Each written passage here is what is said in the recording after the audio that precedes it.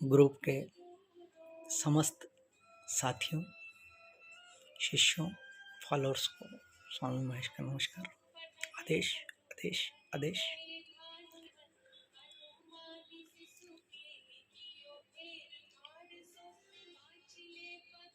दो अप्रैल 2022 से चैत्र नवरात्रि का आगमन हो रहा है। 2 अप्रैल 2022 को शनिवार के दिवस से नवरात्रि का आगमन है, तो मैया की जो सवारी है वो सिंह नहीं होते हुए अश्व होगी, और अश्व के साथ मैया आ रही है। तो धन धान्य ऐश्वर्य का तो प्रादुर्भाव रहेगा, किंतु कहीं कहीं अस्थिरता जैसी बात भी रहेगी।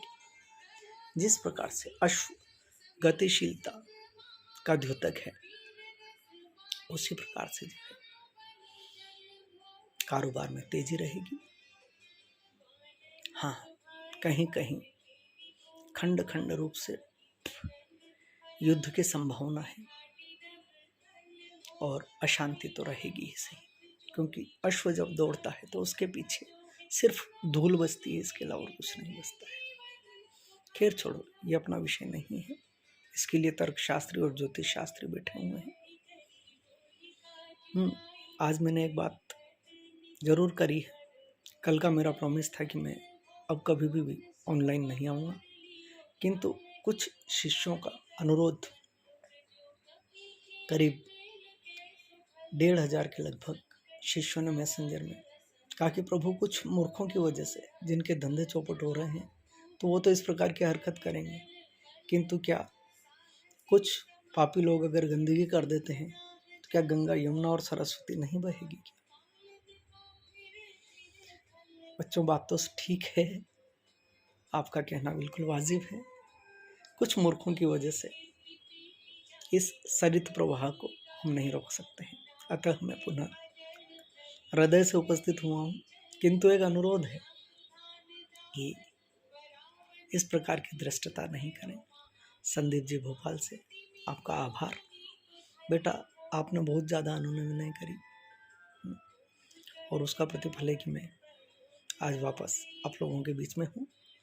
सभी शिष्यों का हृदय से आभार व्यक्त करता हूँ, जिन्होंने मुझे वापस इस सोशल मीडिया पर आने का अनुरोध किया। ठीक है, पहली चीज़ तो हम ये देखते हैं कि नवरात्रि में घट स्थापना कैसे की जाए। सर्वप्रथम तो आप और हमको ये करना है कि एक कमरा जहाँ शांति बनी रहती हो, वहाँ साउथ नॉर्थ नहीं, सॉरी, ईस्ट नॉर्थ, ईशान्य कोण में हम गाय के गोबर से लेपन कर दें। लेपन का मतलब छापना। थोड़ा सा पानी, मिट्टी और गोबर को एक पेस्ट बना लें, उसको छबाई कर दें। हाँ, ग्रामीण लोग जानते हैं छबाई करना क्या होती है। शहरी लोगों में प्रथाएं खत्म हो गई है, लेपन नहीं कर पाते हैं। तो गाय का गोबर शुद्ध स्वरूप होता है। उसके पश्चात गोनित्य से, हाँ, उसको जो है लिपने के बाद शुद्ध करने के लिए गंगा जल हो तो ठीक, नहीं तो गोनित्य यानी गौमूत्र से आप उस स्थान को शुद्ध कर लें। जब वो सूख जाए, ये एक दिन पहले कर लें, हाँ, नहीं तो वहाँ गीला रह जाएगा। उसके बाद में हम एक बाजोट, पटिया लकड़ी का, जिसको पट्टा भी बोलते हैं, पटिया भी बोलते हैं, बाजोट भी बोलते हैं, वो जितने आम की लकड़ी का हो तो श्रेष्ठ है, अन्यथा किसी का भी हो चल जाएगा। लोहे का या किसी अन्य धातु का नहीं रखें, क्योंकि होता क्या है कि लकड़ी जो है ऊष्मा के कुचालक है, अर्थिंग नहीं होता है उससे। तो आप जो शक्ति पीठ साधना जो वहाँ करने के लिए जो शक्ति स्वरूप को बिठा रहे हो, उसका अर्थिंग पृथ्वी से नहीं। कुल मान्यता ये है साइंटिफिक रीजंस भी यही है, बहुत कम लोग जानते हैं इस बात को। कोशिश करें कि पटिया लकड़ी का हो और आम की लकड़ी का हो तो सर्वोत्तम। उसके बाद उसे शुद्ध करने हेतु 2-3 बूंद जल की छिड़क दें, है ना। अशुद्धो शुद्ध भवो वाली बात रखें। उसके पश्चात श्वेत और रक्त वस्त्र उसके ऊपर ढांप दें। पहले रक्त वस्त्र ढांपे, उसके बाद श्वेत वस्त्र ढांपे, उसके बाद उस पर स्वस्तिक बनाए, कुमकुम से स्वस्तिक बनाए। स्वस्तिक बनाने की जो है पूरी संपूर्ण प्रक्रिया मैं आपको बता दूंगा। उसके पश्चात घर से 1 मुट्ठी गेहूं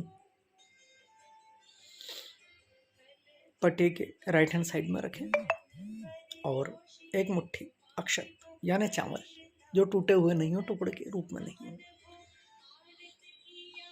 ठीक विपरीत दिशा में रखें। उसके बाद 9 सुपारियां तो छोटी लें और 1 सुपारी बड़ी लें, उसको स्नान वगैरह करवाएं।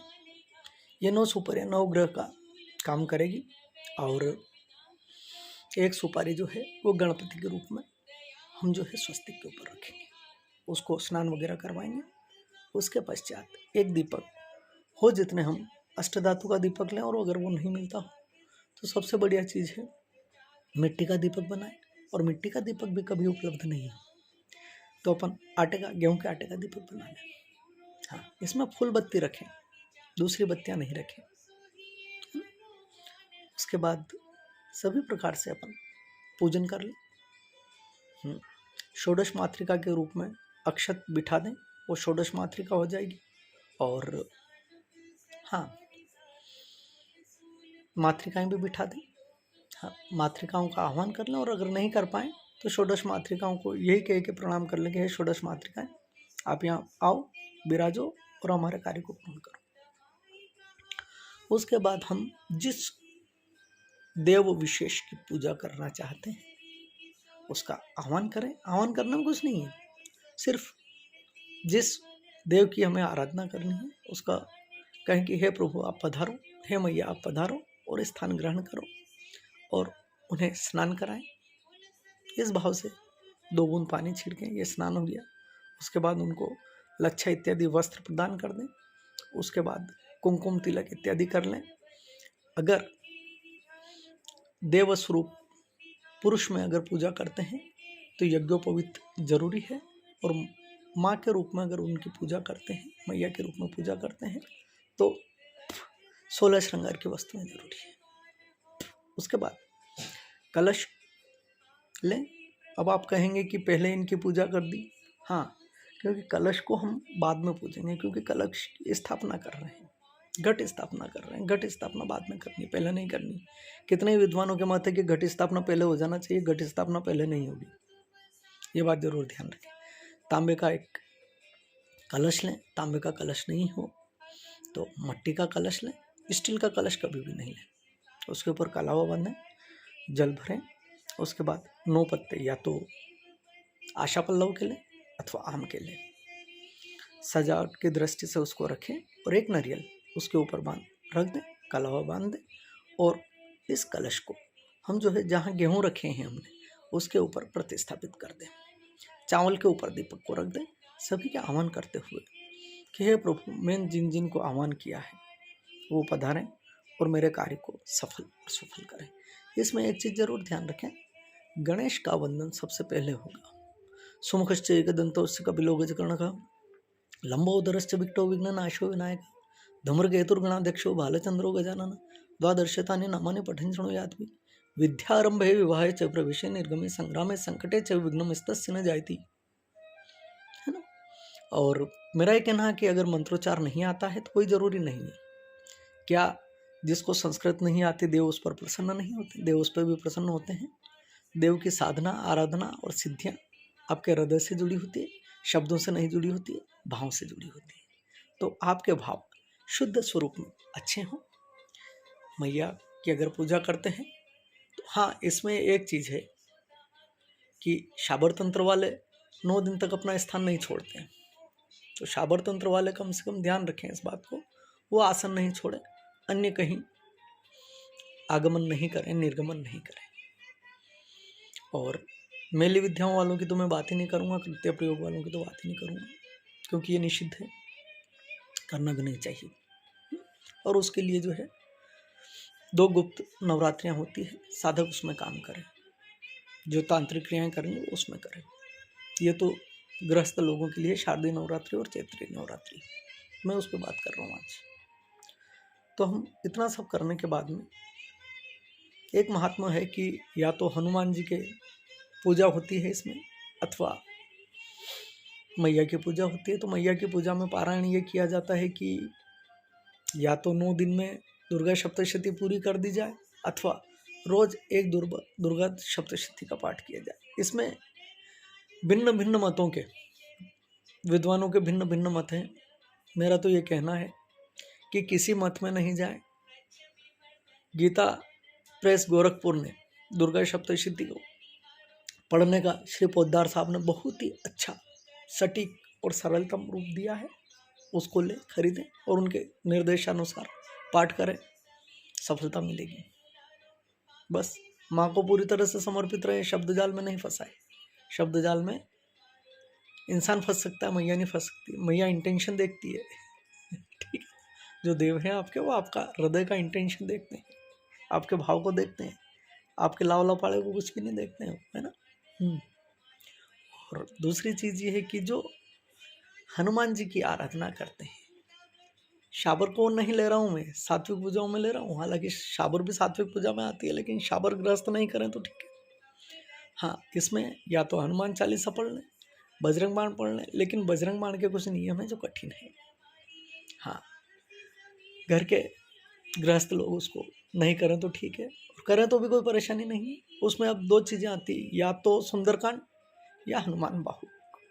हनुमान बाहु महावीर के सबसे कठिन साधनाओं में से एक है। अगर हनुमान बाहु का आपने कर लिया तो मैं नहीं मानता कि आपको और किसी चीज की जरूरत पड़ेगी। और हनुमान बाहु नहीं भी करें तो कम से कम हनुमान चालीसा कर लें, सुंदरकांड कर लें। पर ये तीनों चारों जो हनुमान जी से प्रदत्त साधना है, मेरे मित्रों, एक बात है कि श्री राम जी की शयन आरती हो जाए उसके बाद करने की। हाँ, क्योंकि हनुमान जी सेवक हैं श्री राम के, और कोई भी सेवक नहीं चाहेगा कि उसकी सेवा के समय में कोई उसे विघ्न पैदा करे।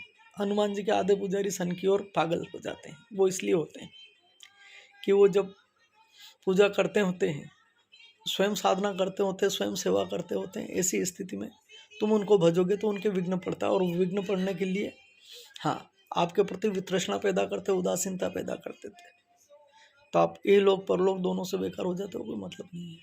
तो कृपा करके कोशिश करना कि रात्रि में संध्या आरती के पश्चात जब शयन आरती हो जाए श्री राम की, श्री राम जान के सपरिवार सो जाए, उसके पश्चात आप हनुमान जी को ध्यान, आपको तत्काल असर मिलेगा।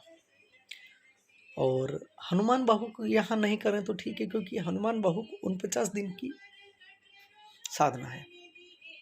हाँ, तो 49 दिन नहीं होते हैं, खाली 9 दिन की होती है। चलो ठीक है, तो छोटा मोटा काम बता दिया। अब मैं आपको एक बात बताता हूँ, आप संकल्प लें। संकल्प बहुत ही सरल विधि में आपको बता रहा हूँ। किसी पंडित कथाकार किसी के चक्कर में नहीं पड़े। आप सरल भाव से ये कहें कि हे मैया मेरा नाम, आप अपना नाम बोल दें। मेरे पिताजी का नाम नहीं लेना, यहाँ माता जी का नाम लेना है। मेरी माता जी का नाम ये है। फिर बताएं मेरी गोत्र ये, मैं अमुक स्थान का रहने वाला हूँ, अमुक स्थान पर साधना कर रहा हूँ, ठीक है। आज तिथि ये है, वार ये है ना, शुक्ल पक्ष है या कृष्ण पक्ष है, संवत क्या है ना। और उसके बाद कौन सा नक्षत्र चल रहा है और किस कारण के लिए हम काम्य प्रयोग के लिए साधना कर रहे हैं, मेरी इस साधना को सफल करें। इसमें एक चीज़ और रखें कि मेरे गुरु के आशीष से, आपके आशीष से मेरी साधना सफल करें। 984 सिद्ध साक्षी हैं। मेरी साधना में अगर कोई त्रुटि हो तो मुझे बच्चा समझ के क्षमा करें। और माँ की पूजा जो है ना, बच्चे के रूप में करना। हाँ, माया, माँ का एक स्वरूप है माया, और माया हमेशा ठगनी होती है। माया ने सिर्फ कृष्ण को नहीं ठगा है, क्योंकि वो उसकी बहन थी, बाकी माया ने सबको ठगा है। तो आप माँ के रूप में पूजा उसको। हाँ, माँ कभी भी अपने बच्चों का अहित नहीं करती। पहली बात ये ध्यान रखें कि माँ अपने बच्चों का कभी भी अहित नहीं करेगी। आपने जो भी पूजा करी उसके बाद क्षमा दान जरूर मांग ले कि मैं न तो पूजा करना जानता हूँ, न अर्चना करना जानता हूँ, माँ मेरे से जिस प्रकार से पूजा हुई मैंने कर ली। उसके बाद बेटा एक और चीज़ आप जरूर ध्यान रखें कि जैसे ही अपन किसी भी मंत्र को, किसी भी साधना को अपने गुरु प्रदत्त सबसे पहली चीज करते हैं 9 दिन के लिए, तो उसका दशांश परिमार्जन कर लें। जैसे अपन ने 1000 नाम जप लिए या 1000 मालाएं जप ली, 1000 मालाएं जपने के बाद में उसका दशांश यानी 100 माला उसकी वापस अपन को जपना है। उसके पश्चात दशांश अपन को हवन करना है, यानी 100 माला का दशांश कितना हो, 10 माला अपन को हवन करना है। और हवन में जो भी आपने मंत्र लिया है उसके अंतिम में स्वाहा जरूर लगाएं, क्योंकि भविष्य जो है कोई भी देवी देवता अग्नि के माध्यम से लेते हैं, और अग्नि कभी भी अपनी पत्नी के बगैर किसी भी, हाँ, और अपनी भी कोई पूजा पाठ होती है ना, सपत्नीक हो तो ही पूजा पाठ मान्य होती है बेटा, अन्यथा नहीं होती है। हाँ, कुंवारे हों वो एक अलग चीज़ है, अन्यथा बिना पत्नी के कोई भी पूजा पाठ मान्य नहीं होती है। तो अग्नि अपनी पत्नी स्वाहा के साथ में बैठ के वो भविष्य संबंधित देवी देवताओं को पहुंचाता है, इसलिए स्वाहा बोल जाता है।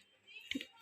उसके बाद में दशांश हवन के बाद में हम जो है दशांश तर्पण करेंगे, है ना। तो जो भी देवी देवता है,